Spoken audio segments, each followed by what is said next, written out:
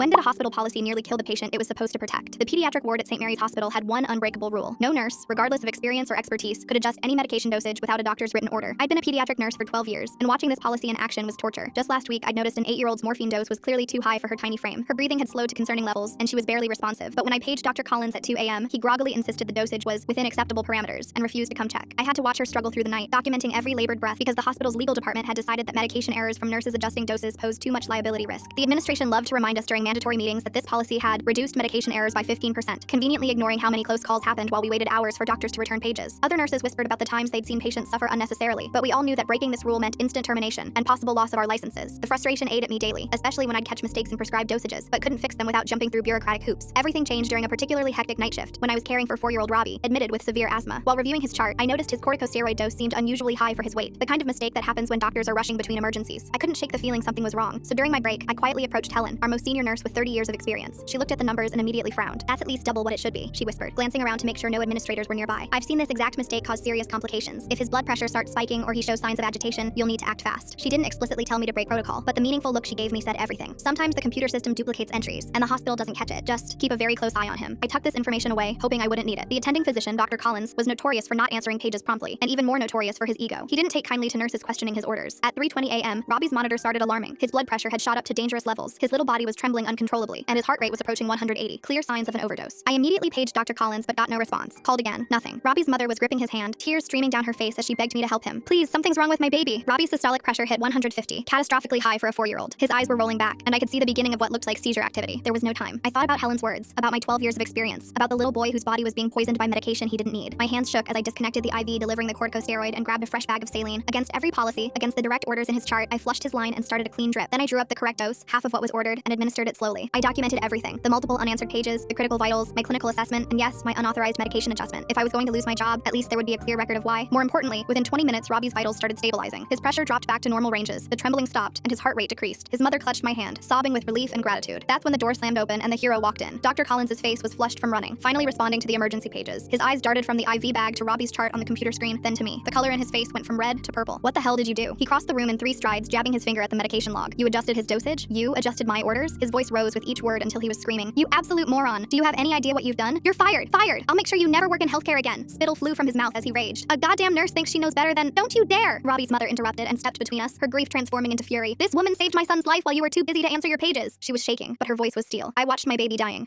and she fixed what you screwed up." Dr. Collins started to speak, but she cut him off. "Fire her? I'll sue this hospital into bankruptcy. I'll make sure every news station knows how you nearly killed a 4-year-old with your carelessness and ego. Now get out before I call security myself." Dr. Collins ran with his tail between his legs, and weirdly enough, the hospital changed its policy a week later.